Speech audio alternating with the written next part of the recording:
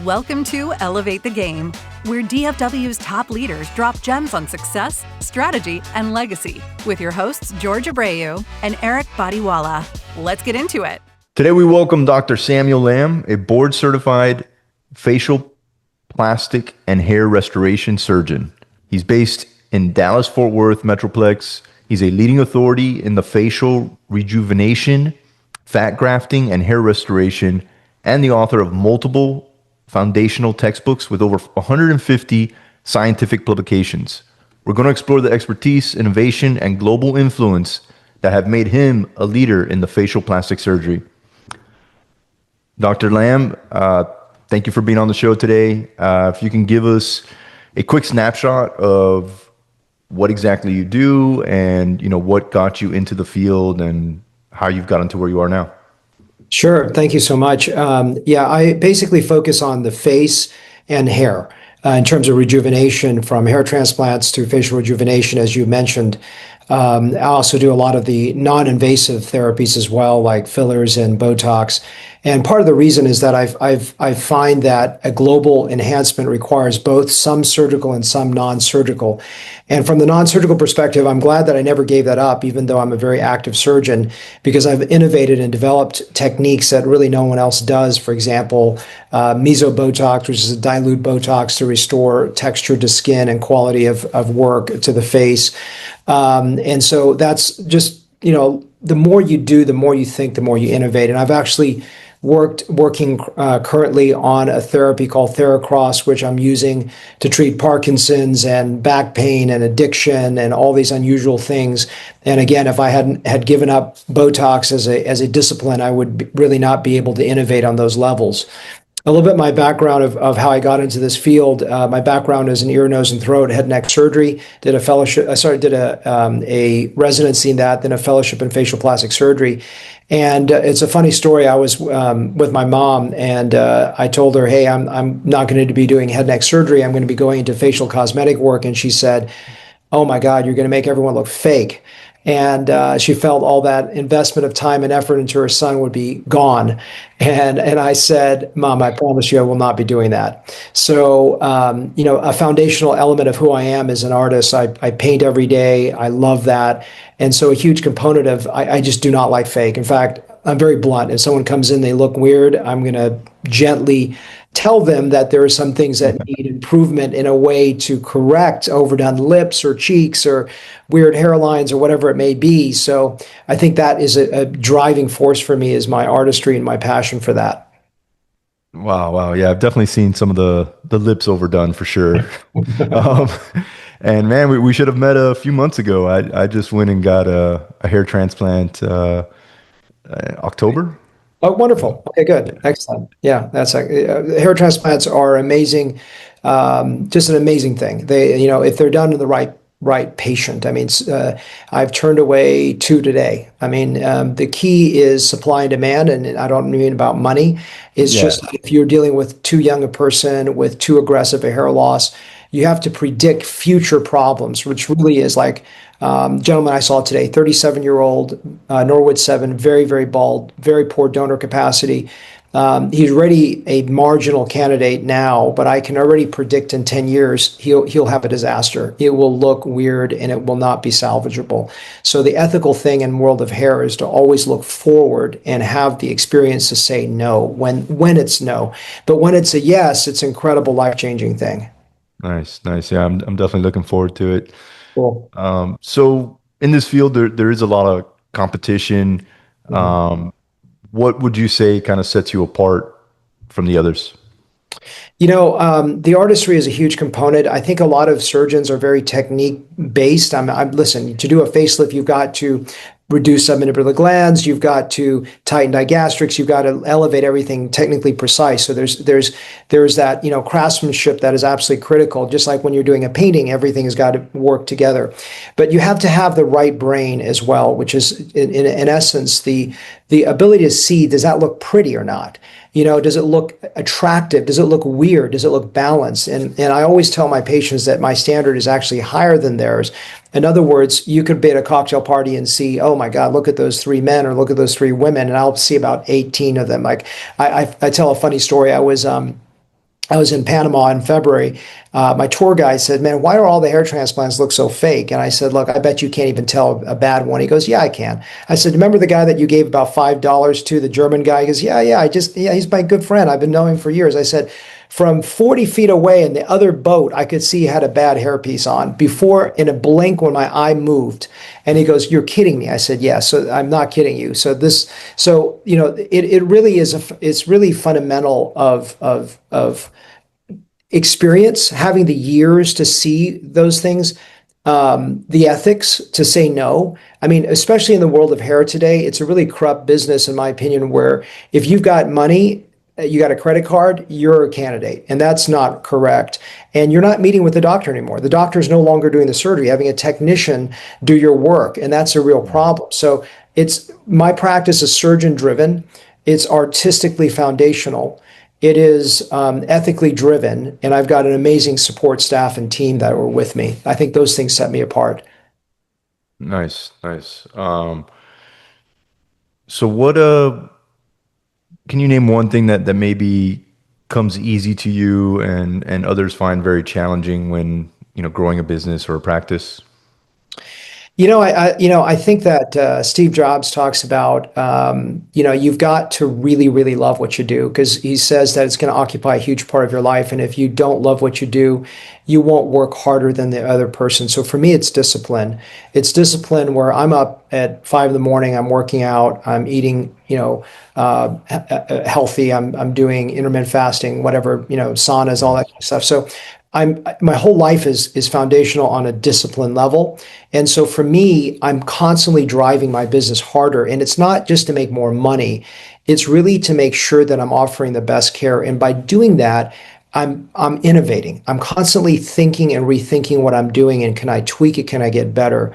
And so one of my patients that was interviewed by the Dallas Morning News about a decade ago, and they asked her, "What do you see yourself doing in 10 years?" And she had a very prescient comment, which is, "Well, it hasn't been invented yet." And that's the way I sort of look at my next decade, which is that I don't know what's going to happen in 10 years. I'm just hopeful that things are going to be even better. And that's why I think another component, as you know, that you've mentioned in your opening, is that I'm very academically focused. And it's not just a question of a doctor lecturing. I mean, I just finished I was the chair of the World Congress for the ISHRS, the Hair Society in Berlin, a few months ago. And I didn't even lecture. Well, I gave a few video lectures, but when I'm at a conference, my biggest goal is not to be on podium. A lot of doctors feel like they got to be constantly teaching. I want to be silent and I want to learn. And if you're at a conference and you're playing golf, or you just need to be on podium every 4 minutes, when I'm on podium, I have to lose an hour of time because I'm prepping to be on stage, getting off stage. I want to be there to say, what is that nugget that no one else sees? And the one thing that God has given me is a very weird creative brain. I'm seeing weird connections on things that no one else sees. I mean, I've got a lot of character flaws and I've got a lot of mental flaws, but the one good thing is I can see patterns that no one else really sees. Yeah, no, I think that's great. I think always learning I know for myself, I kind of left when I got so busy with the businesses. I kind of left it for a bit, and Yeah. I was just so in the day to day and building the business, until I kind of just did. When I started really working on the business versus in the business, that's when I started getting myself more educated again, and keep learning every day. I'm learning more. I mean, you're just not going to know it all at any point, and I think it's great that you brought that up. So all sounds great, and I know there's always challenges though. So what's one of the biggest challenges you faced throughout your career, and how were you able to overcome it? Staffing, huge problem. I think you probably recognize that. I've Yep. had a big transition, all for the good this year. 2026 is going to be a brilliant year. My team is amazing because ultimately, what I cut in shape and all that is my hands. but the team that supports it in terms of the input and the output are so critical. And I have whole new leadership. I have my kickoff meeting tomorrow with my new team, and super excited about that. So that's definitely one of the challenges. I've been part of an entrepreneur organization group for about 20 years now. This should be my 20th year. And, a core of people within that group have really, really helped me go through the travails, because the one thing is you sit through those meetings, you go, I'm not getting much out of it. And then there's twice a year, you go like, oh my God, this saved my life. Just like yesterday, I had a staffing issue and I literally was on the phone with one of the guys in my group, and he walked me through it. And so definitely staffing is a massive challenge. In a small way, patient satisfaction, I would say that, I think that's always, you're working with people with high incomes that demand a lot. They're cash basis. They expect expectations. So I think one of the things I can express to the audience, whether you're in the cosmetic field or not, is learning communication. And for me, what I try to do is as an educator, I communicate repeatedly the same concept in different ways throughout the consultation process in the postoperative setting. And that is the limitations. It's interesting. One of my colleagues said, before a surgery, you tell a patient, that jawline may not be exactly perfectly tight, but then on week one, the patient goes, how come this side is not quite as tight? You go, well, it's probably going to get better. And maybe it won't get better. I mean, the whole thing is that, staring at your face and making these little flaws, looking at these little flaws, it drives people crazy. And I try to encourage that dialogue very, very early on, so that the patients know what I show them, not my best work. I show them, hey, look, this is not perfect, but you can still see, despite minor imperfections in the results, because we're so used to Instagram showing our best results where everything's got to be absolutely like stone cold perfect. But you still set back and you look and you go, that person just looks so much better. And that's where I try to drive one of my driving forces and passions in what I do is really just helping people look and feel better, not to have so much density that you can't see anything, or that the eye bag is completely gone, or the ears are exactly scaled back. And of course, that's what I shoot for. As a craftsman, I do that. But the ultimate goal is, does that person just look better, feel better, and are socially better integrated? Nice. Yeah, the team one, I mean, I've heard that several times. I know if I was to answer that question, it'd probably be along the lines of that. Definitely something I underestimated when starting a business. And then, yeah, communication, I think, is huge with your clients for sure. I mean, really with anybody involved. So it sounds like, you've been doing some great things and with your practice and growing it. And is there anything outside of your business as far as investing, passive investments that you're doing as well? So the one thing about being a physician is I know what I don't know. And that means, so I have a great advisor that helps me grow my business, and I'm putting into riskier portfolios because I don't want to tap it. Every month, the first thing I do is I take that cash and it goes straight to him. And so, Nice. he has the dry powder to look at when to go in and go out. I don't look at it. I don't ask him, hey, can you put more in AI? Can you can you give me some, Bitcoins? I want him to look at this as a long-term trajectory. I try to take everything that I have. I look at my major expenses. I put everything into an escrow account that grows so that I can tap into and not worry about it. And so those are some of my investments. I've also got, the one thing a huge blessing is my mom is developer for this. I have a 45,000 square foot wellness building that That's big. she purchased in 2001, where the market was depressed, was post 9/11, from the Taubmans who were just trying to exit from this area. And the growth in Plano has just been absolutely insane. So that's a huge thing. And all of those developments, I've got a lot of developments overseas in terms of real estate that I'm working with some family members on. So, for me, I think the huge part is diversification. The huge part is to trust the market long term, not to worry about the downturns. I think a lot of people, when they're looking at market forces, they're so driven by a downturn. Look, I lost a third of the portfolio. I don't care. Don't touch it. The key is, the Americans in particular, they buy high and they sell low. And I think the trick is, if you just look at the 80-year trajectory of the market, it's going to go up. Just don't worry about who's in office. Don't worry that it went down a little bit or that you lost 20%. And of course, if you're based on dividends, you're based on those returns, then clearly that's an issue. But I'm really focused on, I think the huge part is, as Einstein said, the eighth wonder of the world is compounded interest. And that's something, unfortunately, I didn't learn until my early 50s. I'm 57 now, so it's been about a 7-year journey. If I had learned that in my 30s, I may be retired now. But that's my biggest thing is a lot of people they look at, oh, I got money. What can I spend it on? The best thing to do is take a certain portion of that to savings, if you can humanly do it, and start moving it there and letting it grow by itself.